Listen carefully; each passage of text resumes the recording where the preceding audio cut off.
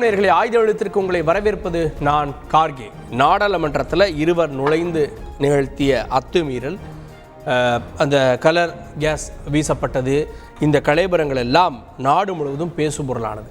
இதை நாடாளுமன்றத்தில் நிகழ்ந்திருப்பதால் நாட்டினுடைய பாதுகாப்பு பற்றியும் பேசணும். நாடாளுமன்றத்தில் குறிப்பாக பாதுகாப்பு விதி மீறல் நிகழ்ந்திருக்கிறது அப்படின்னு விவாதிக்க வேண்டும் அப்படின்னு எதிர்க்கட்சிகள் கோரிக்கை விடுக்கின்றன. ஆனால் விவாதம் எல்லாத்தையும் ஒத்தி வைத்துவிட்டு விவாதம் நடத்த முடியாது என்பதாக மற்ற இயல்பான நடவடிக்கைகளை அஸ்பர் ஷெட்யூல் என்னவோ அதை ஃபாலோ பண்ணுவோம் அப்படின்னு நாடாளுமன்றம் நடந்த நாடாளுமன்றத்தில் தொடர்ந்து அமளி, பாதுகாப்பு வேண்டும்னு கோருறாங்க. இதற்கிடையில் 15 எம்பிக்கள் சஸ்பெண்ட் செய்யப்படுறாங்க. 14 பேர் மக்களவையிலையும் ஒருத்தர் மாநிலங்களவையிலையும் சஸ்பெண்ட் செய்யப்படுறாங்க. அப்புறம் 14 பேராக குறைகிறது. ஒருத்தர் அந்த நிகழ்விலே இல்லாத எம்பி திரு பார்த்திபன் அவர்கள். இந்த ஒரு சூழலில் தமிழ்நாட்டை சேர்ந்த 6 எம்பிக்கள் உள்ளிட்டோரெல்லாம் சஸ்பெண்ட் செய்யப்பட்டிருக்காங்க. நாங்கள் நாடாளுமன்றத்தில் விவாதிங்கன்னு சொல்லுவது குற்றமா? நீங்கள் இதுவே ஒரு காங்கிரஸ் எம்பி ஒரு பரிந்துரை கடிதத்தை கொடுத்துருந்தா நீங்கள் இப்படி தான் நடந்து கொள்வீர்களா அப்படின்ற கேள்வியை இந்தியா கூட்டணி எழுப்புகிறது. அமித்ஷா பதில் கொடுக்கணும் அப்படின்னு சில கட்சிகளும், விடுதலை சிறுத்தைகள் போன்ற கட்சிகள் அமித்ஷா பதவி விலகணும் அப்படின்ற கோரிக்கையும் விடுத்திருக்கின்றார்கள். இதை பற்றி விவாதிக்கவே கூடாது அப்படின்னு பாஜக நினைக்கிறதா? நாடாளுமன்றமே ஒத்திவைக்கப்பட்டு விட்டது 18ஆம் தேதி வரைக்கும் அப்படின்ற சூழலும் இருக்கிறது. எதிர்க்கட்சி எம்பிக்கள் சஸ்பெண்ட், பாராளுமன்றத்தில் பாரபட்சமா விவாதிக்கிறோம். சிறப்பு விருதுகளோடு விடுதலை சிறுத்தைகள் கட்சியுடைய துணை பொதுச் செயலாளர் திரு வன்னியரசு நிகழ்ச்சிக்கு அவரை வரவேற்கிறேன். திமுக தரப்பிலிருந்து கவிஞர், செய்தி தொடர்பாளர் திரு மனுஷபுத்திரன் அவரையும் நிகழ்ச்சிக்கு வரவேற்கிறேன். அரசியல் விமர்சகர் திரு டிடிஎஸ் ரவிச்சந்திரன் அவர்கள் அவரையும் நிகழ்ச்சிக்கு வரவேற்கிறேன். நான் முதல்ல ரவிச்சந்திரன் அவர்கள்ட்ட, நியாயமாக நடவடிக்கை எடுத்திருக்க வேண்டியது பாஜக எம்பி மேலே, ஆனால் நடவடிக்கை இங்கே எடுக்கப்பட்டிருப்பது மற்ற கட்சிகள், எதிர்க்கட்சிகளுடைய எம்பிக்கள் மேலே. அதுவும் அவங்களுடைய கோரிக்கை விவாதிக்க வேண்டும் அப்படின்னு. இது முதல் முறையே ஒரு நடவடிக்கை எடுக்கப்பட்டது. தொடர்ந்து 5 நாளோ 6 நாளெல்லாம் இல்லை. முதல் நாள் அவங்க அவையை முடக்கிறாங்க, அமளியில் ஈடுபடுறாங்க, உடனே நடவடிக்கை எடுக்கப்படுகிறது. அப்போ எதற்காக இந்த நடவடிக்கை எடுக்கப்படுகிறது? விவாதிக்கவே கூடாதுன்னு நினைக்கிறதா பாஜக? உங்கள் ஒப்பீடுக்காக நான் அதுக்கு முதல்ல பதில் சொல்லிடுறேன். BJP MP pass கொடுத்திருந்தாரு.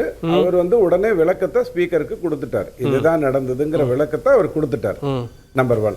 ஸோ அதோட அந்த பிரச்சனை முடிஞ்சது. இப்போ ஸ்பீக்கர் தான் முடிவு பண்ணணும் அவருடைய விளக்கம் சரியா தப்பாங்கிறது. அது ஒரு நபர், ஒரு ஸ்பீக்கர் அப்படிங்கிற சம்பந்தப்பட்ட விஷயம். ஆனால் ஒரு நாடு என்ன பண்ணுதுன்னா, இது ஒரு தீவிரவாத தாக்குதலாக நடந்திருந்தால், அதாவது தீவிரவாத தாக்குதல்னா கொடூரமான ஒரு தாக்குதலாக நடந்திருந்தா, அப்போ பிரதமரும் சரி, உள்துறை அமைச்சரும் சரி, உலகத்திற்கு இது இந்த மாதிரி நடந்தது, இவங்க இப்படி பண்ணாங்க, அதனால் இப்படி நடந்துச்சு அப்படிங்கிற விளக்கத்தை கொடுக்கணும். ஆனால் இது 6 மறை கண்டவர்கள், அந்த மறை கண்டவர்களை உருவாக்குகின்ற, இந்த சிவில் டெரரிசத்தை உருவாக்குகின்ற ஒரு பெரிய கும்பல் அது சேர்ந்து ஒரு விஷயத்தை எடுத்து செஞ்சிருக்கு. இப்படி செய்யும் பொழுது நாம் அதுக்கு விளக்கம் கொடுப்பதே கூட சில சமயங்களில் என்ன ஆகிடும் அப்படின்னா, உலகத்துக்கு அது பெரிய அளவுல கொண்டு போய் சேரும். அவங்க என்ன சொல்றாங்க, இது இல்ல நீங்களே இப்ப ஜட்ஜ்மெண்ட் எழுதிட்டீங்களா? நீங்க மறை கலண்டவர்கள் நீங்க சொல்வதனுடைய நோக்கம் என்ன அப்படின்னா, அவங்க பின்னாடி சதி திட்டம் இருக்கா, அதெல்லாம் விசாரிக்கணும். அதுக்கு முன்னாடி அவங்களுக்கு வேற ஒரு சர்டிபிகேட் கொடுக்குறீங்க. அப்போ இந்த வழக்க, இந்த கேஸை நீர்த்து போக செய்யறீங்களா? இல்லை, நான் 6 பேர் மறை கண்டவர்கள்னு சொன்னதோட நான் சர்டிஃபிகேட்டை நிறுத்தலை.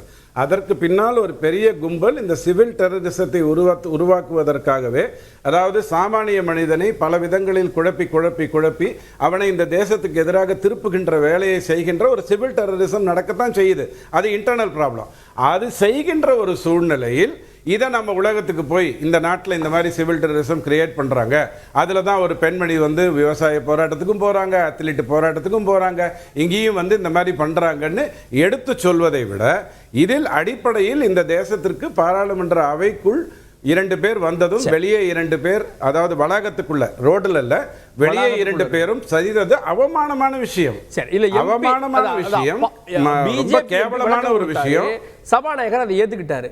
இது வெறும் சபாநாயகருக்கு பாதுகாப்பு சம்பந்தப்பட்ட விஷயமா? உள்ள எத்தனை எம்பிக்கள் இருந்தாங்க, அவங்க தங்களுக்கு அச்சுறுத்தல் இருப்பதாக தானே அவையை முடக்கிறாங்க, அமளியில் ஈடுபடுறாங்க. இல்ல, 2 விஷயமா நீங்க அதை தயவு செஞ்சு பாருங்க. பாராளுமன்றத்துக்குள் எது நடக்கணும்னாலும் அது ஸ்பீக்கர் தான் முடிவு பண்ணணும், அவர் தான் முடிவு பண்றாரு. அன்னைக்கு அந்த சம்பவம் நடந்த போது நம்ம தேசத்தின் அத்தனை எம்பிக்களும் எந்த ஒரு சின்ன அசைவு கூட கொடுக்காம, பயப்படாம, ஒளியாம, பதுங்காம அதை அப்படியே தைரியமா ஃபேஸ் பண்ணாங்க. யாரும் ஓடி ஒளியல. அதெல்லாம் நம்ம தேசத்துக்கு பெரிய பெருமையான ஒரு விஷயம். ஆனால் இந்த இடத்துல நீங்க சொல்ல வர்றது என்ன அப்படின்னு சொன்னா, இதை மறைக்கிறோமா அப்படின்னு கேட்டா இல்ல. இதை பெரிதாக இது செக்யூரிட்டி லேப்ஸ், அதுல மாற்றுக்கிறதே இல்லை. இந்த நாட்டுக்கு இன்னும் 100 வருடங்களில் இது ஒரு அவப்பெயரை தரப்போகிறது, அவப்பெயரை தரப்போகிறது. அதுல எந்த மாற்று கருத்தும் இல்லை. ஆனால் இதை ஒரு விவாத பொருளாக மாற்றுவதை விட ஃபர்ஸ்ட் அந்த லேப்ஸ் நடந்ததுக்கு காரணம், அதாவது ஒரு பிஎஸ்எஸ் இருக்கும்போது, ஒரு சிஆர்பிஎஃப் இருக்கும்போது, டெல்லி போலீஸ் இருக்கும்போது, இன்டெலிஜென்ட் பியூரோவை தாண்டி இவங்க எப்படி உள்ள வந்தாங்க, அவர்களுக்கு வெறும் ஷூவோடு வந்தவங்களுக்கு எப்படி இந்த குண்டு உள்ளே கொடுக்கப்பட்டது, அல்லது இவங்க குண்டே வைத்து கொண்டு தான் அந்த இடத்துக்கு வந்தாங்களா, what ever is the way you call it, அவங்க உள்ள வந்தாங்களா அப்படிங்கிறதெல்லாம் பார்க்கறதுங்கிறது இன்டர்னல் செக்யூரிட்டி சம்பந்தப்பட்ட ஒரு விஷயம். ஆனால் அந்த அவமானம் அடுத்த 100 வருடங்களுக்கு இருக்கத்தான் போகுது. அதில் எந்த மாற்று கருத்தும் இல்லை. ஆனால் நான் அதுக்கு ஒரு சின்ன உதாரணமாக உங்களுக்கு சொல்கிறேன். ஒரு பெண்ணுக்கு ஒரு அவமானம் அந்த வீடுக்குள்ள அல்லது வீட்டுக்கு வெளியில் இருக்கக்கூடியவங்களால நடந்துருச்சுன்னா, அந்த பெண்ணை பெற்றவன் எப்படி அதை ஒன்றும் இல்லைம்மா, அதெல்லாம் ப்ராப்ளம் இல்லைம்மா, பார்த்துக்கலாமா அப்படின்னு சொல்லுவானோ, அது மாதிரியான ஒரு விஷயமாகத்தான் இந்த தேசம் அதை கையாண்டிருக்குன்னு நான் உங்களுக்கு சொல்கிறேன். ஆனால் 2001 இதே மாதிரியான ஒரு சம்பவம் நடக்கும்போது அது தீவிரவாத தாக்குதல். அப்போ திமுகவுடைய ஆட்சி சப்போர்ட்டோட தான் வாஜ்பாய், பெருமகனார் வாஜ்பாயோடைய ஆட்சி நடக்குது. அந்த சமயத்தில் பிரதம மந்திரியுடைய ராஜினாமா வேண்டும், உள்துறை அமைச்சருடைய ராஜினாமா வேண்டும்னு இங்கிருந்து யாரும் முதல்ல கேட்கல. ரெண்டாவது நீங்க முக்கியமா பார்க்க வேண்டியது, 543 எம்பியில 302 பேர் 320 பேர் பிஜேபியை சார்ந்தவர்களாக இருந்தாலும் மீதி 220 பேர்கள் இந்தியா பூராக இருக்கக்கூடிய பிஜேபி சாராத அரசியல் கட்சியை சார்ந்த எம்பிக்கள். ஆனால் இந்த 9 பேர் மட்டும் அதை அடுத்த நாள் ஒரு பிரச்சனையாக மாற்றுகிறார்கள் என்று சொன்னால், இந்த பர்டிகுலர் 14 பேர் மட்டும் அதை பெருசாக பேசுகிறார்கள் என்று சொன்னால், காங்கிரஸில் இருக்கக்கூடிய 44 பேர் அதற்கான எந்த முயற்சியும் செய்யவில்லை. அதுல இங்கிருந்து தேர்ந்தெடுக்கப்பட்டவங்க இருக்காங்க. இங்கிருந்து அது ஒரு விவாத பொருளா மாறுதுன்னு சொன்னா, அங்க ஒரு நடவடிக்கை எப்படி எடுக்கப்பட்டதுன்னா, காங்கிரஸ் ஆட்சியில் தெலுங்கானா அண்ட் காங்கிரஸ் ஆட்சியில் தெலுங்கானா ஆந்திரா பிரச்சனை வந்தபோது காங்கிரஸ் ஆட்சி தன்னுடைய எம்பியை எப்படி சஸ்பெண்ட் பண்ணிச்சோ, பாராளுமன்றத்தில் அமைதியை ஏற்படுத்துறாங்கன்னு சஸ்பெண்ட் பண்ணிச்சோ, அப்படிப்பட்ட ஒரு சஸ்பென்ஷன் தான் இங்க நடந்ததுங்கிறத என்னுடைய வாதமா வைக்கிறேன். ஓகே, நான் வரேன். திரு மணிஷபுத்தன் அவர்கள்ட்ட, விசாரணை அமைப்புகள் தங்கள் வேலையை தொடங்கி விட்டன. ஊப்பா சட்டம் உட்பட உச்சபட்ச சட்டங்கள் எல்லாம் அவங்க மேல வழக்குகள் பாய்ச்சப்பட்டு விசாரணை நடந்து வருகிறது. இதை அரசியலாக்க வேண்டாம் அப்படின்னு பாராளுமன்ற விவகாரத்துறை அமைச்சர் சொல்றாரு. இது அரசியலாக்க முயற்சிக்கின்றன எதிர்கட்சிகள்னு குற்றம் சாட்டுகிறார். இங்க எனக்கு முன்னால் பேசிய நண்பர் பேசியதை எல்லாம் கேட்டேன். ஒரு புகழ்பெற்ற மீம் வாசகம் தான் நினைவுக்கு வருகிறது. என்னென்ன கம்பி கட்டுற கதையெல்லாம் சொல்றாரு பாருங்க அப்படிங்கிறது தான் அது. இதுல என்ன அடிப்படை பிரச்சனைன்னா, ஒரு மகளுக்கு ஏதோ ஒரு அவமானம் நடந்துருச்சு, உடனே தேசம் அவங்களுக்கே பாதுகாப்பு இருக்கு. என்னங்க இது? பாராளுமன்றத்துல ஊடுருவி அங்க உள்ள போய் பாத்தீங்கன்னா ஒரு எவ்வளவு தூரம் அவங்களால முன்னேறி ஒரு கோஷம் போட முடியுது. அதே போல அந்த கலர்புகை அந்த குப்பிகளை வீச முடியுது. அப்படின்னா இங்க அடிப்படையான விஷயம் என்னன்னா, இதை பாத்தீங்கன்னா பார்த்து எந்த அதிர்ச்சியும் இல்லாம, அது ஏதோ ஒரு மகளுக்கு நேர்ந்த அவமானம், அதை நம்ம பத்திரமா பாத்துக்கணும். நீங்க இப்படித்தான் மற்ற விஷயங்களை எல்லாம் பாத்தீங்கன்னா, ஏன்னா இங்க தமிழ்நாட்டுல இதே மாதிரி ரோட்ல நின்று ஒருத்தர் பாத்தீங்கன்னா ஒரு பெட்ரோல் பாட்டில் வீசுறாரு கவர்னர் மாதிரி இருந்த அந்த ரோட்ல. அதை ஒரு மிகப்பெரிய பயங்கரவாத செயல். தமிழ்நாட்டினுடைய உளவுத்துறை தடுக்க தவறிவிட்டது. இதுக்கு பாத்தீங்கன்னா முதலமைச்சர் பொறுப்பேற்க வேண்டும். நீங்க என்னென்னலாம் பேசுனீங்க. அவங்க இத்தனையே கவர்னர் மாதிரியுடைய கேம்பஸ்குள்ள கூட அந்த கர்கா வினோத்துங்கிறவர் போகல. ரோட்ல நின்று வீசினதுக்காக இதே இன்றைக்கு இந்த அரங்கத்துல உட்கார்ந்து பேசக்கூடிய இவர்களே என்னென்னலாம் பேசினார்கள் என்பது அதிக காலம் ஆகிவிடவில்லை. ஆனால் இந்த தாக்குதல் நடந்திருப்பது பாராளுமன்றத்திற்கு உள்ளாக பார்வையாளர் மாடத்திலிருந்து அந்த எம்பிக்கள் அமர்ந்திருந்த மேசையின் மீது ஏறி நின்று அவர்கள் இந்த செயலில் அவர்கள் விசாரிக்கப்படணும், இது விவாதிக்கப்படணும். அதுக்கு முன்னாடி என்ன நடந்திருக்குன்றத விசாரணை அமைப்புகள் சொன்னாதான் அதுல தெரியும். விவாதிப்பதற்கு இல்ல. இப்போ நான் கார்கே உங்ககிட்ட ஒண்ணு கேக்குறேன். இப்ப இங்க எனக்கு முன்னால பேசினவர் அவங்க எல்லாம் மரக்கலண்டவங்கன்னு ஒரு சர்டிபிகேட் உங்களுக்கு கொடுக்குறாரு. நீங்க கூட அதை பத்தி கேள்வி எழுப்புனீங்க. அவங்களை ஏதாவது உளவியல் பரிசோதனைக்கு இவங்க ஆளாக்குனாங்களா? அவங்கள பாத்தீங்கன்னா அவங்க மனநலம் சரியில்லாதவங்கன்னு ஏதாவது டாக்டர் சர்டிபிகேட் பண்ணியிருக்காரா? இவருக்கு எப்படி தெரியும் அவங்க மரக்கலண்டவங்கன்னு? அவங்க என்ன நோக்கத்தோட வந்தான்னு இவருக்கு தெரியுமா? அப்ப என்னன்னு கேட்டீங்கன்னா, அவர்களை காப்பாற்றுவதற்கு பாஜக ஆதரவாளர்கள் முயற்சி செய்கிறார்கள். அதுதான் என்னுடைய குற்றச்சாட்டு. என்ன நோக்கத்திற்காக அவர்களை சட்டத்தின்படியிலிருந்து பாதுகாக்க முயற்சி செய்கிறார்கள்? அந்த ஜட்ஜ்மெண்ட் எழுதுறதுக்கு இவர்கள் யார்? இவர்களுடைய இந்த ஸ்கிரிப்டை யார் இவர்களுக்கு எழுதி கொடுக்கிறார்கள்? நான் நேற்றும் இந்த விவாதத்தில் பாஜக ஆதரவாளர்கள், பாஜகவை சேர்ந்தவர்கள் மறைகண்டவர்கள் என்ற வார்த்தையை திரும்ப திரும்ப பயன்படுத்துகிறார்கள். அப்படி என்றால், அதாவது அவர்களுக்கு அனுமதி கடிதம் கொடுத்தவர் ஒரு பாஜக எம்பி, அவர் மீது எந்த விசாரணையும் இல்லை. ஆனால் எங்களுக்கு விளக்கமளியுங்கள் என்று கேட்ட, ஒரு நிமிஷம் நான் சொல்லி முடிச்சிடுறேன். எங்களுக்கு விளக்கமளியுங்கள் என்று கேட்ட எதிர்கட்சி எம்பிக்களை சஸ்பெண்ட் பண்றாங்க. அதுல பாத்தீங்கன்னா உறுப்பினராக கூட இல்லாத ஒரு திமுக, சார் மன்னிக்கவும், அவைக்கே வராத ஒரு திமுக எம்பியை பாத்தீங்கன்னா அவர் பேரை சேர்ந்து சஸ்பெண்ட் பண்ணிட்டு அப்புறம் வாபஸ் வாங்குறாங்க. அப்போ எவ்வளவு பதட்டம், ஆவேசம் தெரியுங்க. ஒரு சம்பவம் நடந்துச்சுங்க, ஒரு சம்பவம் நடந்துருச்சு. நடந்ததுக்கு அப்புறம் அதை பாத்தீங்கன்னா உடனடியாக அவையை தொடர்ந்து நடத்த வேண்டிய அவசியம் என்ன வந்தது? வீசப்பட்டது என்ன வகையான ஒரு குண்டு? அதுல ஏதாவது வேறு விஷ கிருமி, விஷவாயு பொருள்கள் இருந்ததா? அது முழுமையாக சரி. அது போல வேற யாராவது ஊடுருவி இருக்கிறார்களா? ஒரு குறைந்தபட்சம் ஒரு நாளாவது அந்த அவ்வளவு பெரிய பாராளுமன்றத்தில் ஒரு பரிசோதனை மேற்கொள்ள வேண்டாமா?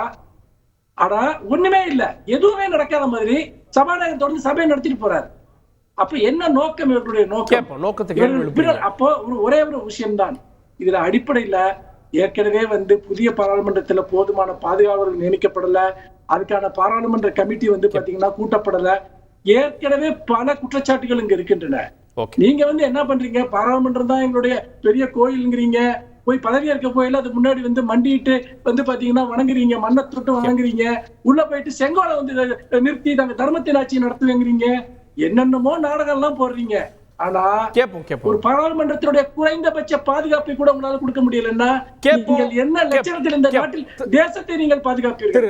எல்லையில சீன ராணுவம் எல்லையில ஒரு பெரிய கிராம அளவுக்கு இடத்தை ஆக்கிரமிச்சுட்டு உட்கார்ந்து இருக்கு. ஆதரவாளர் திரு ரமேஷ், இதுல பாஜக பதற்றப்படுகிறது குற்றச்சாட்டு வெளிப்படையா வைக்கிறாங்க. ஏன் அந்த சம்பவம் நிகழ்ந்ததும் 3 மணிக்கு ஏன் அவையை கூட்டணும்? அடுத்தடுத்த நிகழ்வுகள், அலுவல்கள் பட்டியலிடப்பட்டதை நடத்தணும் அப்படின்னு முயற்சிக்கிறாங்க. கேள்வி கேட்பவர்களை, அமளியில் ஈடுபடுறவங்களை சஸ்பெண்ட் செய்யறாங்க. அடுத்ததாக அவையவே 18ஆம் தேதி வரைக்கும் ஒத்தி வைக்கிறாங்க. எல்லாமே திடீர் நடவடிக்கைகள். பதற்றப்படுகிறதா பாஜக? இல்ல, பதற்றப்பட்டிருந்தா உடனே அவையை கூட்டியிருக்க மாட்டாங்களே. ஒண்ணுமே நடக்கலன்னு காட்ட விரும்புகிறதா? இல்ல அப்படி இல்ல. நான் என்ன பாக்குறேன் அப்படின்னாக்க, ஒருவேளை இது தீவிரவாதிகளுடைய பின்புலமோ இல்லைன்னா தேசத்திற்கு எதிரான ஒரு பின்புலமோ இருக்கும் பட்சத்தில் இவங்க கன்வே பண்ற மெசேஜ் அப்படி இருந்தாலும் நாங்க ஹேண்டில் பண்ணிட்டு எங்களுடைய பணியை தொடருவோம் அப்படிங்கிற ஒரு மெசேஜ நான் வெறும் பாஜகவை மட்டும் சொல்லல, எதிர்கட்சியில் இருக்கக்கூடிய அதுல தொடர்ந்து அந்த இதுல அவை நடவடிக்கையில் கலந்து கொண்ட அத்தனை பேரும் ஒரு மெசேஜ கன்வே பண்ணியிருக்காங்க. நான் ப்ரௌடா சொல்றேன். Point number 1. ரெண்டாவது முக்கியமான விஷயம் என்ன நம்ம கவனத்துல எடுத்துக்கணும் அப்படின்னாக்க, இதுல செக்யூரிட்டி லேப்ஸ் இருக்கா? நிச்சயமா இருக்கு, 200% இருக்கு. ஏன்?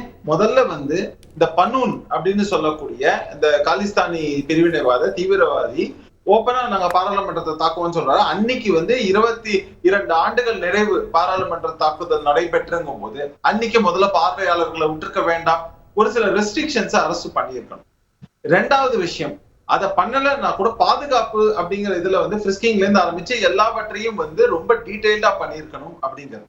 கடந்த முறை பாராளுமன்றம் இந்த மாதிரியான அவைகள் நடைபெறும் போது நான் நேரையே போய் பார்த்திருக்கேன். குறைந்தது 5 அடுக்கு தாண்டிதான், பாதுகாப்பை தாண்டிதான் நீங்க அங்க போகவே முடியும். பார்வையாளர்கள் உட்காரக்கூடிய இடத்துல, பழைய பாராளுமன்றத்துல நான் சொல்றேன், குறைந்தது ஒரு 5 அடுக்கு பாதுகாப்பு இதை நீங்க தாண்டிதான் போக முடியும். சும்மா கடந்து சுலபமா போயிட்டாங்கன்னு சொல்ல முடியாது. அப்போ இதற்கு பின்னாடி யாரு இருக்கா? இது ஒரு நல்ல இதுல இந்த மாதிரியாக தவறான ஒரு பெரிய ஒரு ஆக்சிடென்டாவோ இன்சிடென்டாவோ இல்லைன்னா ஒரு டெரரிஸ்ட் ஆக்டாவோ நடக்கல. அந்த வகையில நம்ம கடவுளுக்கு நன்றி சொல்லுவோம், நம்ம கடவுள் நம்பிக்கை இருப்பவர்கள். ஆனால் இதற்கு நிச்சயமா பொறுப்பேற்று பிரதமரோ இல்ல உள்துறை அமைச்சரோ பேசணும்னா அதற்கு அவர்களுக்கு போதிய விஷயங்கள் வேணும். ஆனா முதல் கட்டமாக ஸ்பீக்கர் மக்கள், இவங்க இருக்கக்கூடிய மக்களின் பிரதிநிதிகளாக இருக்கக்கூடிய எம்பிக்களுக்கு முதல் கட்டமா என்ன அஷூரன்ஸ் கொடுக்கிறாரு? உங்கள் பாதுகாப்பிற்கு நான் பொறுப்பு. அந்த வகையில அதை கொடுத்து, அதை தொடர்ந்து பாதுகாப்புத்துறை அமைச்சரும் பேசுறாரு. ஏன்னா பாதுகாப்புத்துறைங்கிறது ஒன்றும் குறைந்த இது கிடையாது. அதனால உள்துறை அமைச்சருக்கு என்ன இதுவும் இருக்கோ அதே அளவுக்கு முக்கியமான பொறுப்பு. இல்ல இதை விவாதிக்க வேண்டாம். இப்ப நீங்க சொல்றீங்க பிரதமரோ உள்துறை அமைச்சரோ பேசினா அவங்களுக்கு டேட்டா வேணும், குறிப்பா வந்து இதுல என்ன சதி செயல் இருக்கு, எப்படி வந்தாங்கன்றதை விளக்குறதுக்கு தகவல் வேணும். ஆனா விவாதிக்காம மற்ற அலுவலர்களை பார்ப்போன்றது அதை நீர்த்து போக செய்யறது இல்ல. தவறு. இப்ப விவாதிக்கல, எப்போ விவாதிப்போம்? என்ன அஷூரன்ஸ் கொடுத்தாரு ஸ்பீக்கர்?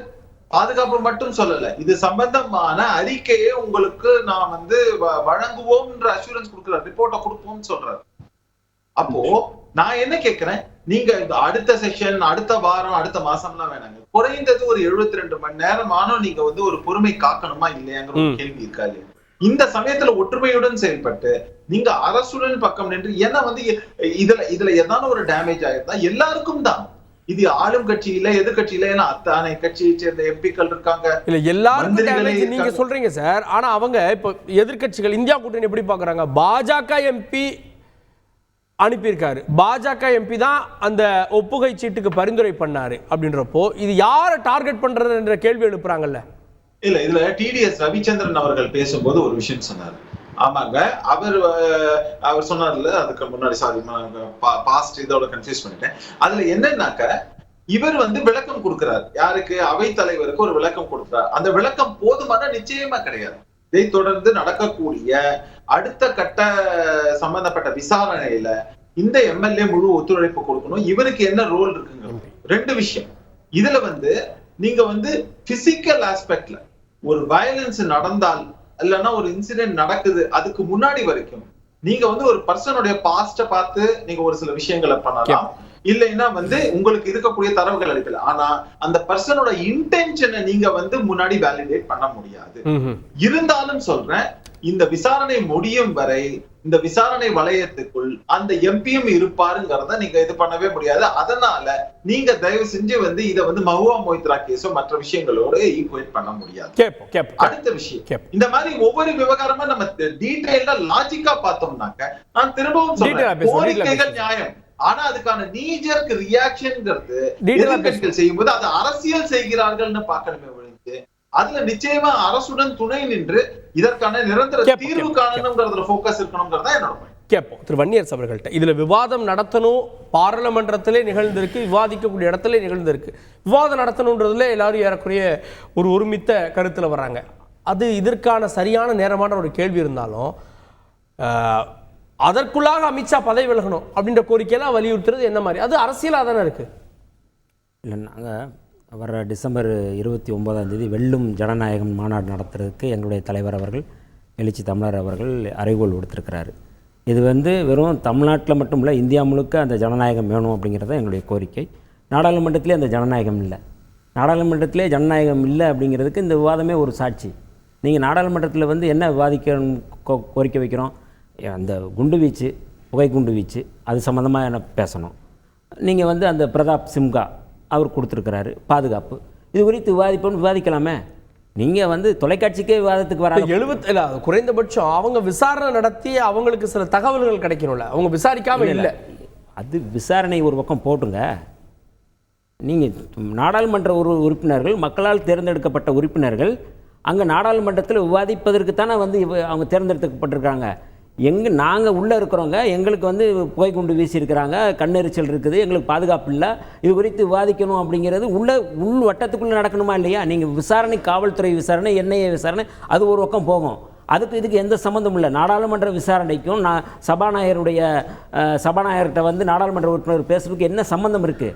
நீங்கள் தொலைக்காட்சி விவாதத்துக்கே இந்த சம்மந்தமாக பாஜகவினர் எங்காவது தொலைக்காட்சி விவாதத்துக்கு வர்றாங்களா? அவங்க பினாமி தானே வர்றாங்க. என்னுடைய கேள்வி அதுதான். அப்போ நீங்கள் விவாதத்துக்கே வரலன்னா எப்படி நீங்கள் ஜனநாயகத்தை நீங்கள் மீட்க முடியும்? இந்த பின்னணியில் கட்டாயம் வந்து ஆர்எஸ்எஸ் இருக்குது அப்படிங்கிறது எங்களுடைய பார்வை. அதை நான் சொல்கிறேன். எப்படி நான் சொல்கிறேன்? நான் என்ன சொல்கிறேன்?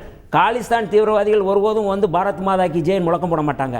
பாரத் மாதா கி ஜெய் முழக்கம் ஆர்எஸ்எஸ் போடுற முழக்கம், பாரத் மாதா கி ஜெய் முழக்கம் வந்து பாஜக போடுற முழக்கம். இவங்க முழக்கத்துக்கும் அரசு இது காலிஸ்தான் தீவிரவாதிகளுக்கு என்ன சம்பந்தம் இருக்கு? வேளாண் சட்டத்தை எல்லாம் இவங்க முழக்கம் வந்து காஷ்மீர்ல கதுவால வந்து நீங்க வந்து ஆசிபாங்கிற மாணவியை வந்து பாலியல் வன்முறை செஞ்சாங்க. அந்த பாலியல் வன்முறை செய்யும் போது சம்பந்தப்பட்ட பாஜகவினர், அந்த பாலியல் வன்முறையில் சம்பந்தப்பட்ட ஆசிபாவை படுகொலை செஞ்ச பாஜகவினர் வந்து போட்ட முழக்கம் வந்து பாரத் மாதா கி ஜெய். அதே முழக்கத்தை தான் இங்க வந்து முன்வைக்கிறாங்க. ரமேஷ் சார் என்ன கேட்கிறாரு, யாரோ ஒருத்தர் தீவிரவாத செயல் செஞ்சுட்டு அந்த கோஷத்தை எழுப்பிட்டு போறாங்கன்னா நம்ம சந்தேக கண்ணோட தான் அதை பார்க்கணும். அதெல்லாம் விசாரணை நடக்கட்டும், விசாரணையில தெரியட்டும், அது பிரச்சனை இல்ல. என்னுடைய கேள்வி என்ன அப்படின்னா வந்து இந்த நீங்க காலிஸ்தான் தீவிரவாதி நீங்க ஏன் சொல்றீங்க? விசாரணைக்கு முன்னாடி ஏன் சொல்றீங்க? நீங்க வந்து அப்ப நீங்க மட்டும் ஒருத்தர் ஃபிக்ஸ் பண்றீங்களா இது காலிஸ்தான் தீவிரவாதிகள் நிஜார் அவரு இவரு நீங்க வந்து சொல்றீங்களா? என்னுடைய கேள்வி பாரத் மாதா கி ஜெய்ங்கிற முழக்கத்தை வந்து ஒருபோதும் காலிஸ்தான் தீவிரவாதிகள் அவர்கள் வைக்க மாட்டார்கள். அவங்க பாரதத்தை ஏற்றுக்கொள்ளவில்லை, இந்தியாவை ஏற்றுக்கொள்ள, அவர்கள் காலிஸ்தான் தனி மாநிலம் கேட்கறாங்க, அதனால பாரத் மாதா கி ஜெய் கேட்க மாட்டாங்க. அதுதான் என்னுடைய பார்வை. அந்த பார்வையில இருந்து சொல்றேன். ஒண்ணு. ரெண்டாவது ரொம்ப முக்கியமான பாயிண்ட் என்னன்னா, ஒவ்வொரு தேர்தலுக்கு முன்னாடியும் பாஜக ஒரு அஜெண்டாவை ஒரு உத்தியை செயல்படுத்துது. 2018ஆம் ஆண்டு மோடியை கொலை செய்ய முயற்சி செஞ்சதாக சொல்லி அர்பன் நக்சல்ஸ் என்கிற பேரில் வந்து ரோனா வில்சன் ஒருவர் கைது செய்யப்படுறாரு, வரவர ராவ் கைது செய்யப்படுறாரு, சுதா பரத்வாஜ் கைது செய்யப்படுறாரு, கடைசியாக வந்து அருட்தந்தை ஸ்டான் சாமி கைது செய்யப்படுறாரு. இந்த ரோனா வில்சனுடைய கம்ப்யூட்டரில் தான் வந்து மாவோயிஸ்டுகள் இந்த அர்பன் நக்சல்கள் வந்து மோடியை கொலை செய்ய முயற்சி செஞ்சாங்க அப்படின்னு சொல்லி லெட்ரு வந்ததாக சொல்லி தான் கைது செய்கிறாங்க. இந்த பீமா கோரேகான் வழக்கில் தான் இந்த 16 பேரை கைது செய்கிறாங்க. இதுவரை 2023 முடிய போது, 2024 தொடங்க போது, இதுவரை என்ஐஏ ஊப்பா சட்டத்தில் கைது செய்யப்பட்ட தொடர்பாக ஒரு குற்றப்பத்திரிகை கூட தாக்கல் செய்யவில்லை. 2018 நடந்த இந்த சம்பவம் மோடியை கொலை செய்ய முயற்சி செய்கிறாங்க, மோடிக்கு பாதுகாப்பு இல்லைன்னு சொல்லி 2019 வெற்றி பெற்றாங்க. அதே உத்திய 2023 தொடருது. இந்த இல்ல அதை நீங்க இங்க பொருத்தி பார்க்கணும். அவையில் அன்று மோடி இல்லை, அதைத்தான் சொல்றேன். அவர் இல்லாதனால தான் நாங்க சொல்றோம். ராகுல் இருந்தாரு, மற்றவங்க இருந்தாரு. அவர் இல்லாதனால தான் நாங்க சொல்றோம். இல்ல இது பாஜக பின்னாடி இருந்தா இது காங்கிரஸ்க்கோ மற்ற கட்சிகளுக்கோ அட்வான்டேஜ் இல்லை, அரசியல் பண்றது இல்லை. இல்ல நீங்க ஆட்சி அதிகாரத்தை தக்க வைப்பதற்கு அல்லது கைப்பற்றுவதற்கு ஆர்எஸ்எஸ் எந்த பயங்கரவாத செயலுக்கும் அவங்க அந்த எல்லை வரை போவாங்க. நான் பல சம்பவங்களை சொல்ல முடியும், நான் சொல்ல முடியும். மாலைகான் குண்டுவெடிப்பில் சம்மந்தப்பட்டவர் தான் வந்து சாத்வி பிரக்யா தாக்கூர். அவங்க வந்து சொல்றேன் அவங்க வந்து அந்த சம்பவம் நடந்தபோது அவங்களுக்கு ஆர்எஸ்எஸ்க்கு சம்மந்தம் இல்லைன்னாங்க, பாஜகவுக்கும் எங்களுக்கு சம்மந்தம் இல்லைன்னாங்க. அவங்க வந்து இருங்க, அவங்க அபினவ் பாரத்னு ஒரு அமைப்பை சேர்ந்தவங்கன்னு சொன்னாங்க. ஆனால் இன்னைக்கு பாஜக அவங்க வந்து நாடாளுமன்ற உறுப்பினர் இல்லையா, சம்மந்தம் இல்லைன்னு சொல்லுவாங்க. ஆனால் முழுக்க இந்த சம்பவத்தில் எங்களுக்கு ஐயம். அதனால தான் எங்களுடைய தலைவர் எழுச்சி தமிழர் அவர்கள் உள்துறை அமைச்சர் நீங்கள் பதவி விலகும் போது தகுதி இல்லை, அருகதை இல்லை, நீ இந்த பதவியில் நீடிப்பதற்கு உங்களுக்கு ஒரு நிமிஷம் கூட உங்களுக்கு வந்து தகுதி இல்லை, நீங்கள் நாடாளுமன்றத்தை பாதுகாப்பதற்கு என்ன உங்களுக்கு தகுதி இருக்கு, நாடாளுமன்றத்துக்கு அங்கே உறுப்பினர்களை பாதுகாக்க நீங்கள் தவறிட்டீங்க, நீங்கள் பதவி விலகு தான் நம்ம சொல்கிறோம்.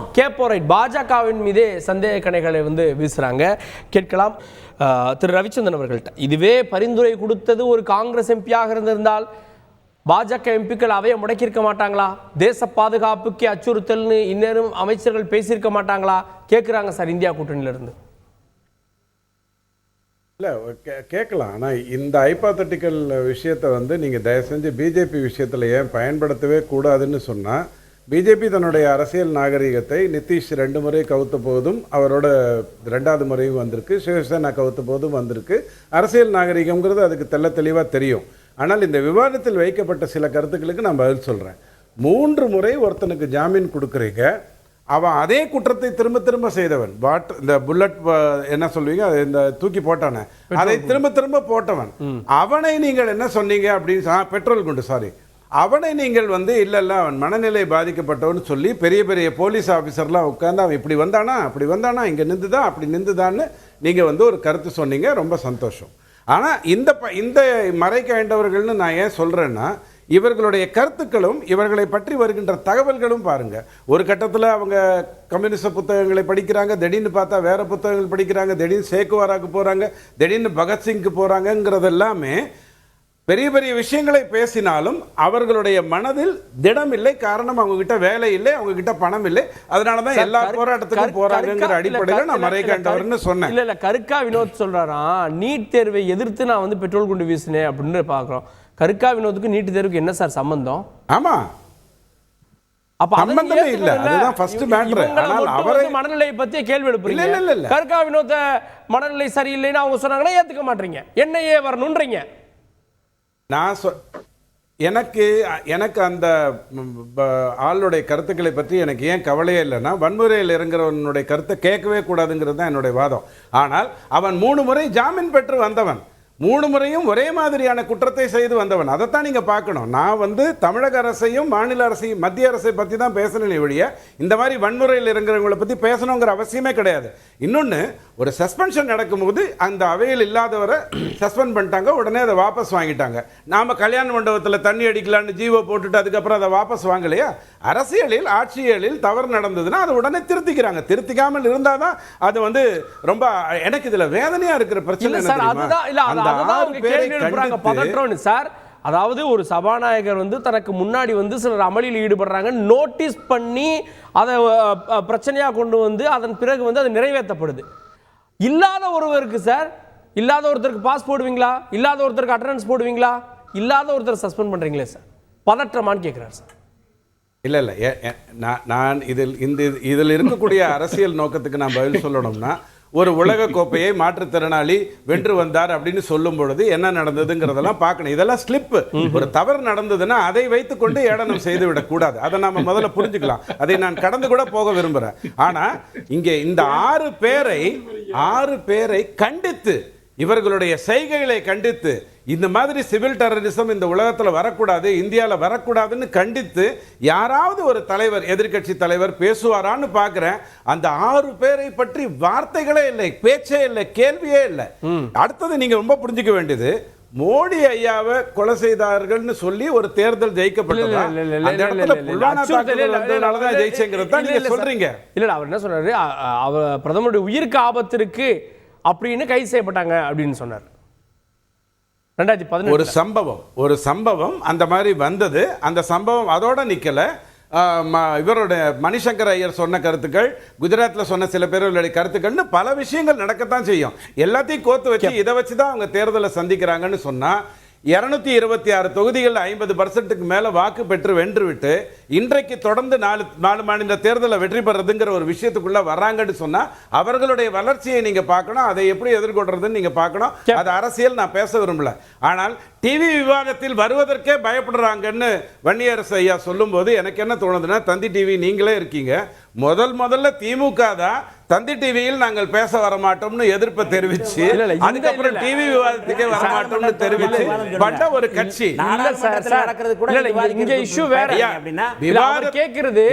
விவாதத்துக்கு வரமாட்டாங்க.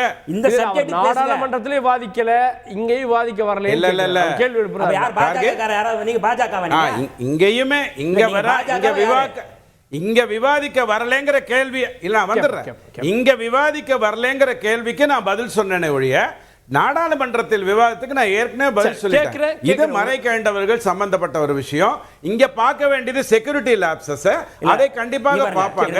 இங்க ரிப்போர்ட் ஸ்பீக்கர் கொடுக்கத்தான் போறாரு. அதுல எந்த மாற்று கருத்தும் இல்ல. திரு மணிஷபுத்தன் அவர்கள்ட்ட இங்க கருத்து சுதந்திரம் நசுக்கப்படுகிறது. பாராளுமன்றத்திலே கருத்து சுதந்திரம் இல்லைன்றது எங்க வந்தது? இப்ப பாராளுமன்றத்தில் இப்ப பேச வேணான்றாங்க, நாளைக்கு இதை பேசலாம். இல்ல அதாவது அடிப்படையில் ஒரு விஷயம், மஹிவா மொய்த்ரா விஷயத்துல கருத்து சுதந்திரம் எப்படி நசுக்கப்பட்டது என்பதை பார்த்தோம். அவர் தன்னுடைய தரப்பை பாராளுமன்றத்தில் சொல்வதற்கு அனுமதிக்கப்படவில்லை. ஒரு எம்பியை பாத்தீங்கன்னா நீக்கிறாங்க பாராளுமன்றத்தில இருந்து. அதை பற்றி எந்த விவாதமும் இல்லாமல் அவர் வெளியே தள்ளுறாங்க. இது என்ன கருத்து சுதந்திரத்தை பத்தி இவங்க பேசுறாங்களா? அவங்க இன்னொரு விஷயம் என்னன்னு கேட்டீங்கன்னா, இப்ப திமுக வாஜ்பாய் கவர்மெண்ட்ல இருந்தப்ப கூட இந்த தாக்குதல் எல்லாம் நடந்துச்செல்லாம் திடீர்னு ரொம்ப பாசத்தோட அதை இணைச்செல்லாம் இங்க எனக்கு முன்னாடி பேசினவர் பேசினாரு. அன்னைக்கு வாஜ்பாய் நாட்டு மக்களிடம் உரையாற்றினார், உடனடியாக நாடாளுமன்றத்தில் பேசினார். அன்றைக்கு உள்துறை அமைச்சராக இருந்த அத்வானி பேசுகிறார் உடனடியாக. அதாவது நாங்கள் கேட்பது என்பது ரெஸ்பான்சிபிலிட்டி. அந்த ரெஸ்பான்சிபிலிட்டியை இன்றைக்கு ஏன் மோடியோ அமித்ஷாவோ எடுத்துக்கொள்ளவில்லை என்பதுதான் எங்கள் கேள்வியை தவிர, அந்த 6 பேரை நாங்க யாரு பாத்தீங்கன்னா ஆதரிச்சாங்க? அது ஒரு மிகப்பெரிய ஒரு பயங்கரவாத சம்பவத்திற்கான ஒரு ஒத்திகை தானே அது. அப்படித்தானே நாங்க சொல்லிட்டு இருக்கோம். ரெண்டாவது கற்கா வினோத்தை நாங்க இவர்களை மாதிரி பாத்தீங்கன்னா அவர் மனநலம் இருந்தவர்கள் நாங்க சர்டிபிகேட் கொடுத்துட்டு இருந்தோமா? அவர் இந்த குற்றத்தை செய்தால் கைது செய்யப்பட்டார். அப்புறம் 3 முறை ஜாமீன்ல வந்தாருன்னா அவர் ஜாமீன் எடுத்தது யாரு? பிஜேபி வக்கீல், பிஜேபி லாயர் தான் ஜாமீன் எடுத்தாரு. அப்போ பாராளுமன்ற தாக்குதல் உள்ள வர்றவங்களுக்கு ஒரு நிமிஷம் இருங்க. பிஜேபி இல்ல அந்த அட்வொகேட் இல்ல, நான் பிஜேபி இல்ல. ஒரு நிமிஷம் இருங்க பிஜேபி அந்த அட்வொகேட் பிஜேபி இல்ல. அவர் வந்து பிஜேபி என்பதற்கான ஆதாரங்கள் இருக்கின்றன. நீங்க உன்னை செஞ்சுட்டு எப்படி இல்லைன்னு சொல்லுவீங்கன்றதெல்லாம் ஊரறிஞ்ச ரகசியம். இதுல இன்னொரு விஷயம் என்னன்னு இருங்க சார், ஒரு நிமிஷம் இருங்க. அவர் மறுத்தாலும் உண்மை, அந்த அபிடவிட்ல அவர் பேர் இருக்கு. அதாவது வந்து இன்னொரு விஷயம் என்னன்னு கேட்டீங்கன்னா, நாங்க வந்து அரசியல் எல்லாம் பண்ண மாட்டோம், நாங்க ரொம்ப நாகரிகமானவங்க. தமிழ்நாட்டில் இருக்கக்கூடிய ஒவ்வொரு இஷ்யூலையும் ஒரு சின்ன அசம்பாவிதம் எங்கேயாவது நடந்தா கூட தமிழ்நாட்டுல சட்டம் ஒழுங்கு சீர்குலைந்து விட்டது, கெட்டு விட்டதுன்னு யார் பேசுறாரு? அண்ணாமலை பேசல, கவர்னர் பேசல. அது மட்டும் இல்ல, நீங்க கற்கா வினோத் விஷயத்துல கவர்னர் வந்து பாத்தீங்கன்னா உடனே அறிக்கை கொடுக்குறாரு, உடனே அது முதலமைச்சர் பதில் சொல்லணுங்கிறாரு, முதலமைச்சர் விளக்கம் கொடுக்குறாரு. நாங்க எங்க ரெஸ்பான்சிபிலிட்டியை தட்டி கழிக்கலையே. ஒவ்வொரு அன்னைக்கு காவல்துறை உயரதிகாரிகள் எல்லாரும் மீடியாவுக்கு பேட்டி கொடுக்குறாங்க. அப்போ ஒவ்வொரு சின்ன விஷயம் இங்க தமிழ்நாட்டுல எங்க நடந்தாலும் உடனடியாக தமிழ்நாட்டில் சட்டம் ஒழுங்கு சீர்குலைந்து விட்டது என்றெல்லாம் கூச்சல் போடுகிறவர்கள், அலறுகிறவர்கள் இன்றைக்கு இந்த நாட்டினுடைய நாடாளுமன்றத்தின் மீது இவ்வளவு பெரிய ஒரு அத்துமீறல் நடந்திருக்கிறது. அதை எவ்வளவு கூலா இவங்க கிராஸ் பண்ணி போறாங்கன்றதுல இருந்தே இவர்களுக்கு வேறு உள்நோக்கம் இதுல இருக்கிறது. அதாவது இப்ப எப்படி இந்த விவாதத்துல சம்பந்தம் இல்லாத கருத்துக்களை கூறி மத்த டிபேட் பண்றவங்களை ப்ரொவோக் பண்ணி மெயின் இஷ்யூவை வந்து அந்த போக்கஸ் எல்லாம் ஆக்குறாங்களோ, அதே மாதிரி நாடாளுமன்றத்துல முக்கியமான பல மசோதாக்கள் நிறைவேற்றப்பட இருக்கிறது. முக்கியமாக இந்திய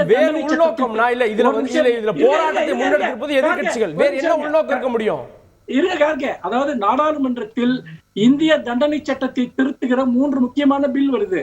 இந்த பில் வந்து விவாதத்திற்கு வரக்கூடாதுன்னு அவங்க நினைக்கிறாங்க. அப்போ ப்ரோவோக் பண்றாங்க எதிர்கட்சிகளை. நீங்க ஒரு 14 எதிர்கட்சி எம்பிக்களை நீக்கினாங்கன்னா எதிர்கட்சிகள் போராடத்தான் செய்வாங்க. இவ்வளவு பெரிய சம்பவம் நடந்துச்சுன்னா விளக்கம் கொடுங்கன்னு கேட்கத்தான் செய்வாங்க. ஆனா நான் இதை எல்லாம் செய்வதன் மூலமாக நாடாளுமன்றத்தை நடத்த விடாமல் பண்ணுவது. அப்புறம் குளிர்கால கூட்டத்தோட கடைசி 2 நாள்ல எந்த விவாதமும் இல்லாம அப்படியே அந்த பில் எல்லாத்தையும் நிறைவேற்றணும். இதுதான் இவர்களுடைய திட்டம். அதற்காக இது இப்ப முதல் முறை நடக்கல. இது முதல் முறை நடக்கல. எப்பெல்லாம் மக்கள் விரோத சட்டங்கள் இந்த நாடாளுமன்றத்தில் நிறைவேற்றப்படுகிறதோ ஒவ்வொரு முறையும் எதிர்கட்சிகளை ப்ரோவோக் பண்ணக்கூடிய ஏதாவது ஒரு விஷயத்தை இவர்கள் கொண்டு வருகிறார்கள். அப்படி கொண்டு வந்து விவாதங்கள் இல்லாமல் இந்த மசோதாக்களை தொடர்ந்து நிறைவேற்றிட்டு வந்திருக்காங்க. இதுல நான் அடிப்படையா வந்து பாக்குற விஷயம் என்னன்னு கேட்டீங்கன்னா, பாதுகாப்பு அத்துமீறல் நடந்திருக்கிறது என்றால் அதற்கு யார் பொறுப்பு? சபாநாயகரா வந்து நாடாளுமன்றத்தை திறந்து வச்சாரு, அன்னைக்கு வந்து இந்த நாடாளுமன்றத்தினுடைய அத்தனை பெருமைகளையும் வந்து பாத்தீங்கன்னா இவர் தானே வந்து பாத்தீங்கன்னா கையில் எடுத்துக்கிட்டாரு. என்னன்னு இருக்குங்க, சபாநாயகர் தான் அதுக்கு பொறுப்பா? சபாநாயகர் வந்து உள்துறை அமைச்சகத்துக்கு கீழே வரலையா? அப்ப உள்துறை அமைச்சகத்துக்கு கீழே பாதுகாப்புல தானே சபாநாயகர் உட்கார்ந்து இருக்காரு. ஆனா உள்துறை அமைச்சர் சபைக்கு வர மாட்டாரா? இந்த நாடாளுமன்றத்தினுடைய பெருமைகளை எல்லாம் தன்னுடைய கையில் எடுத்துக் கொள்ளக்கூடிய பிரதமர் வந்து சபைக்கு வந்து பதில் சொல்ல மாட்டாரா? நாங்க என்ன உடனே குற்றவாளி யாரு, எங்க இருந்து வந்தாங்கன்னு பிரதமர்கிட்ட கேட்டோம். இப்படி ஒரு சம்பவம் நடந்திருக்கிறது. இப்படி ஒரு சம்பவம் நடந்திருக்கிறது. இது நாட்டுக்கு வந்து பாத்தீங்கன்னா ஒரு பெரிய அவமானம். நாங்கள் இது சம்பந்தப்பட்டவர்கள் எல்லோரையும் கண்டுபிடித்து தண்டிப்போம்னு ஒரு வார்த்தை பிரதமர் சொல்வதில் அவருக்கு என்ன மனத்தடை இருக்கிறது? ஏனென்றால் இவர்கள் தாங்கள் செய்த தங்களுடைய ஒட்டுமொத்த தோல்விக்கு முன்னால் வந்து நிற்பதற்கு, அந்த நாடாளுமன்றத்தில் நிற்பதற்கு தாங்கள் அருகதையற்றவர்களாக ஆகிவிட்டோம் என்பதை உணர்ந்துதான் பாஜக. திரு ரமேஷ் சிதராமன் அவர்கள்ட்ட எதிர்கட்சிகளின் கேள்விகளுக்கு பதில் இல்லையோ, பதில் இல்லாதனாலதான் ஒருபுறம் அமளியில் ஈடுபட்டவங்களை சஸ்பெண்ட் பண்ணியாச்சு, தொடர்ந்து அவையை நடத்தலாம். ஆனால் அதற்கிடையில் பார்த்தீங்கன்னா முழுவதுமாக 3 நாட்களுக்கு மேல வந்து அவையை ஒத்தி வைக்கிறேன். அப்ப என்ன இதுல நோக்கம்? இல்ல திரும்பவும் சொல்லக்கூடிய விஷயம், உடனே நடத்தினா ஏன் தொடர்ந்து நடத்துறீங்கன்னு கேக்குறீங்க, இல்லைன்னா வந்து ஏன் அவையை ஒத்தி வைக்கிறீங்கன்னு கேக்குறீங்க. இல்ல ஏதாவது ஒரு ஸ்டாண்டர்ட் இருக்கணும் அப்படிங்கிறது என்னுடைய இது. இன்னொரு விஷயம், நான் சொன்ன மாதிரி நீங்க பிரீதிங் டைமை கொடுத்துட்டு, ஆனா எங்களுக்கு இத்தனை மணி நேரத்துக்குள்ள நீங்க வந்து எங்களுக்கு 72 மணி நேரத்துக்குள்ள நீங்க இதற்கு உண்டான முதல் அறிக்கையை நீங்க கொடுக்கணும், ஃபர்ஸ்ட் ரிப்போர்ட்டை நீங்க கொடுக்கணும்னு சொல்லியிருந்தா நிச்சயமா இது ஒரு நியாயமான விஷயமாக இருக்கும். அதுலயும் ஆணித்தனமா நாங்க வந்து அரசுடன் இது சம்பந்தப்பட்ட இதுல வந்து நாங்க வந்து துணை நிற்கிறோம் அப்படின்னு சொல்லியிருந்தாலும் நிச்சயமா எதிர்கட்சிக்கு ஒரு ஸ்டேச்சர் ஒரு பெரிய அளவுல இது இருந்திருக்கும். அது இல்லாமல் இவங்க இப்ப எப்படி கொண்டு போறாங்கன்னாக்கா, இந்த சமயத்துல இத வந்து ஒரு செட்டிலிங் ஸ்கோர்ஸ்ங்கிற ஆஸ்பெக்ட்ல கொண்டு போறாங்க. நிச்சயமா அந்த தரப்புல நான் திரும்பவும் சொன்ன ஆரம்பத்திலேயே பாதுகாப்பு லேப்ஸ் இருக்கு. காரணம் என்னன்னா 2 பாராளுமன்றம், அதே மாதிரி முழு பொசிஷன்ஸ் எல்லாம் ஃபுல்ஃபில் பண்ணலங்கிறதெல்லாம் இஷ்யூ இருக்கு அப்படிங்கிறது எல்லாம் கவர்மெண்ட் அக்னாலேஜ் பண்ணிருக்காங்கிறது ஒரு விஷயம். ஆனாலும் நீங்க கேட்கக்கூடிய இதுல வந்து முக்கியமான மினிஸ்டர்ங்கிறவர் யாரு? ராஜ்நாத் சிங் நீங்க ஹோம் மினிஸ்டர் ஈக்குவலண்டா நீங்க அந்த அளவுக்கு முக்கியமான போர்ட்போலியோ. அவர் சொல்றாரு, நான் பர்சனலா இதுல வந்து டெஃபினட்டா இதுல வந்து நாங்க வந்து இதுக்கான நடவடிக்கை எடுப்போம்னு சொல்லியிருக்காங்க. இதுல வந்து இதே மாதிரி இந்த 6 பேர் அப்படிங்கறது வந்து இந்த இன்ஸ்டன்ஸை வச்சு இவங்க சிம்பிளான ஒரு இதுங்கிற மாதிரி நம்ம பார்க்க முடியாது. இதற்கு பின்புலத்துல யாரு இருக்கா, என்ன இருக்கா? ஏன்னா இது தொடர்ந்து நடந்த இதுக்கு பின்புலத்துல பாஜக இருக்கு, ஆர்எஸ்எஸ் இருக்குன்னு வன்னி அரசு வெளிப்படையா குற்றம் சாட்டுறாரு. ஏங்க அது இது புதுசு இல்லைங்க, எப்பவுமே அவர்கள் சொல்லக்கூடியதுதான். அதாவது கண்ணுல அவங்கள பொறுத்த வரைக்கும் அரண்டவன் கண்ணுக்கு இருந்ததெல்லாம் அப்படிங்கிற மாதிரி எதை பார்த்தாலுமே இவங்களுக்கா பாஜக ஆர்எஸ்எஸ் அப்படின்னு சொல்லுவது பழக்கம். அதனால அதை நான் புதுசா ஒன்னும் பார்க்கல, அது பார்க்கிற எல்லாருக்குமே தெரியும். அதனால நான் அதை வந்து ஒரு சீரியஸான ஒரு விஷயமாக எடுத்துக்கொண்டு நான் அதற்கு பதில் சொல்லணும்னா நமக்கு அதற்கான நேரம் தான் நமக்கு வீணாகும். அப்படி இல்லாமல் நான் இந்த பிரச்சனையை வந்து நீண்ட தொலைநோக்கு பார்வையிடும் சரி, நம்மளுடைய மக்கள் பிரதிநிதிகள், நான் திரும்பவும் பேசுவது வந்து பாஜக மட்டுமல்ல, மற்ற எதிர்கட்சிகள் அத்தனை பேருடைய பாதுகாப்பும் முக்கியம். தேசிய பாதுகாப்புங்கிற அந்த அளவுல இது முக்கியங்கிறதுனால இது பொறுப்புணர்வுடன் அணுகணும் அப்படிங்கிறது என்னுடைய பார்வை. அந்த வகையில நிச்சயமா இதற்கு அரசு பொறுப்பேற்று இது பண்ணணும். இதுக்கு நிச்சயமா வரும் நாட்கள்ல ஹோம் மினிஸ்டரும் சரி, பிரைம் மினிஸ்டரும் இதற்கான பதிலை சொல்வார்கள்ங்கிறதும் எதிர்பார்க்கிறேன். காரணம் என்னன்னா அது அவங்களுக்கு ஒரு மைலேஜ் தான் கொடுக்கும்னு நான் பாக்குறேன்.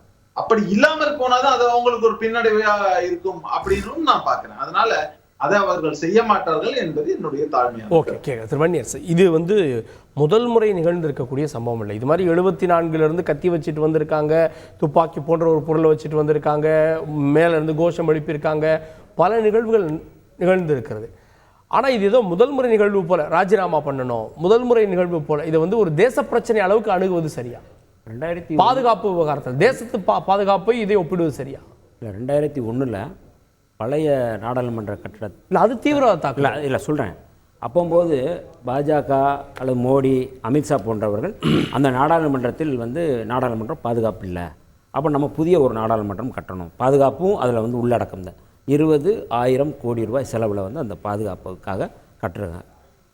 இந்தியாவில் இருக்கிற அவ்வளவு பார்ப்பனர்களையும் சடங்கு அதை வேள்வி நடத்துவது இல்லை சொல்லி முடிச்சிரு. ஏன் இதில் நுட்பமாக நான் சொல்கிறேன், நான் சடங்கு செய்வதற்கு, யாகம் நடத்துவதற்கு அவ்வளோ பேரை வச்சு தான் யாகம் நடத்துகிறாங்க.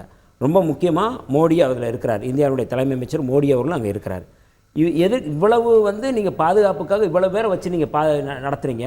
ஆனால் ஒரு மாடத்திலிருந்து இறங்கி குதிக்கிற அளவுக்கு ஆனால் பாதுகாப்பு தான் இருக்குது. அங்கே ஒன்றும் பாதுகாப்பு உறுதிப்படுத்தப்படவில்லைன்றேன் நான்.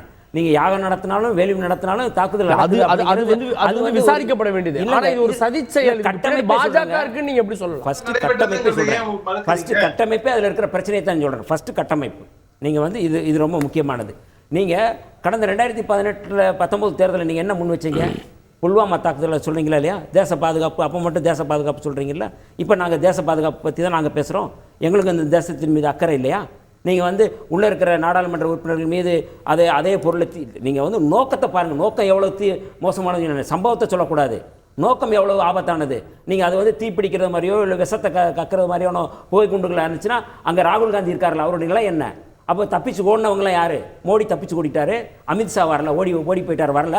அப்போ இல்லைங்க, நிகழ்வுகள் இல்லை, வரல. அவங்க அன்னைக்கு வந்து சத்தீஸ்கர் மாநிலத்தில் மற்ற மாநிலத்தில் முதலமைச்சர் பதவியேற்பு இருக்கட்டுங்க. நாடாளுமன்ற உறுப்பினர் நாடாளுமன்றத்தில் இருக்கணும்ல. அசம்பாவிதம் எதுக்காக சொல்றேன்னா, இதெல்லாம் முன்கூட்டி தான் நம்ம வந்து இதெல்லாம் வந்து யோசிக்க வேண்டியது இருக்கு. ஏற்கனவே ரெண்டு பெரும் தலைவர்களை வந்து தியாகம் செய்த கட்சி வந்து காங்கிரஸ் கட்சி. ராகுல் காந்தி அங்கே இருக்கிற, அவருக்கு ஏதாவது ஆச்சுன்னா யாரும் பதில் சொல்லுவாங்க? நீங்கள் வந்து இதே கடிதம் வந்து நீங்கள் வந்து காங்கிரஸ்ல இருந்து கொடுத்துருந்தாங்கன்னா இவங்களோட டோன் இதுதான் போகுமா? என்னையை வந்து அவரை கைது செஞ்சிருக்காதா? நீங்கள் சிம்காவை கைது செஞ்சுருக்கீங்களா? அவர்கிட்ட நீங்கள் பேசியிருக்கீங்களா? என்ன நீ போய் சபாநாயகர்கிட்ட போய் நீங்கள் கடிதம் கொடுத்துட்டா போதுமா? நீங்கள் நாடாளுமன்றத்துக்குள்ள ஒரு ஜனநாயகபூர்வமாக கேள்வி கேட்குறாங்க. அவங்க ஆயுதம் தாங்கி ஒன்றும் போராடலை, ஆயுதம் தாங்கி நின்று கேட்டுக்கிட்டு இருக்கிறாங்க. நாடாளுமன்ற உறுப்பினர்கள் இது சம்பந்தமாக வந்து இதுக்கு பதில் சொல்லுங்க, இது விவாதிக்கணும்னு சொல்கிறாங்க. நீங்கள் அதானி தொடர்பான விவாதம்னாலும் நீங்கள் வந்து அவையை நீங்கள் வந்து மூடுறீங்க, அதை வந்து நீங்கள் க்ளோஸ் பண்ணுறீங்க. விவசாயிகளுடைய போராட்டம் தொடர்பாக விவாதிக்கணும் அப்படின்னா கூட நீங்கள் அதை பற்றி நீங்கள் பேசுறது இல்லை. நீங்கள் எதிர்க்கட்சி நாடாளுமன்ற உறுப்பினர்களுக்கு நீங்கள் வந்து ஜனநாயகபூர்வமாக என்ன உரிமை இருக்காங்க? ஒன்றுமே இல்லையே. நீங்கள் எல்லாத்தையும் நீங்கள் 18ஆம் தேதி வரை நீங்கள் க்ளோஸ் பண்ணிட்டீங்க, ஒன்றுமே இல்லைங்க. இது பதில் சொல்கிறது கூட உங்களுக்கு வந்து திராணி இல்லையா அங்கே இருக்கிற பாஜகவினருக்கு? இது என்ன, இவங்க என்ன கேட்டுட்டாங்க? இந்த 3 சம்பவங்களுக்கு பதில் சொல்லு, பேசுவோம். இதுதானே சொல்றாங்க. இதை கூட பேசுவதற்கு தகுதியற்ற ஒரு கட்சியா தான் வந்து பாஜக இருக்கு. இவங்க வந்து எப்படி ஜனநாயகத்தை பாதுகாப்பாங்க? இறுதி கருத்து ஒரே வரி எல்லாட்டையும் திரு ரவிச்சந்திரன், ஒரே வரி ப்ளீஸ். இல்லை 2-3 விஷயம் சொல்கிறதுக்கு எனக்கு நீங்கள் அனுமதிக்கணும். அதாவது பாராளுமன்றத்துக்கு வரலைன்னா அது ஓடி ஒளிவது அப்படிங்கிற மாதிரியான ஒரு வார்த்தையை அவர் பயன்படுத்துவாருன்னா, அதிமுக ஆட்சி செய்த காலகட்டத்தில் கருணாநிதி ஐயா சட்டசபைக்கு வரலைங்கிறத அவருக்கு நம்ம ஞாபகப்படுத்தணும். ஆனால் இங்கே நம்ம முக்கியமாக பார்க்க வேண்டியது என்ன அப்படின்னு சொன்னால், 2001 உள்ள எதுவும் பண்ணி அசம்பாவித நிகழல, அதனால இல்ல சொல்றேன், ஆபத்து நடக்கும்போது நம்ம சொல்றோம். நீங்க எந்த விதத்துல மோடி கலந்துக்கிட்டு தைரியமா சொல்லுங்க. அதை நீங்க அப்படி சொல்லக்கூடாது. வன்னியரசு ஐயா நீங்க எப்படி சொல்லணும்னா பாம் கூட வெடிக்காத நிலையில் அவர் வரல அப்படி சொல்லணும். நீங்க சொல்லி கொடுக்க வேண்டிய நீங்க சொல்லி கொடுக்காதீங்க. எனக்கு ஒரு வரிதான் தெரியும் ஐயா. எல்லாத்தையும் கொண்டு வந்து ஆர்எஸ்எஸ்ல முடிக்கிறதுக்கு உங்களுக்கு தெரியும். எனக்கு ஒரு வரிதான் எனக்கு வேணும், ரொம்ப நேரம் வேண்டாம். கோவை விஷயம் நடந்த பொழுது ஸ்டாலின் ஐயாவுடைய கருத்து இன்னை வரைக்கும் வரலைங்கிறது வந்து உங்க எல்லாருக்கும் தெரியும். ஆனால் அது ஏன் அவர் செய்யலைன்னா, அது வந்து ஒரு பெரிய டெரரிஸ்ட் அட்டாக் இல்ல, அது ஒரு சம்பவம்ங்கிறத அவர் உண்மையிலே நம்பினார். அதுல எந்த மாற்று கருத்தும் இல்ல.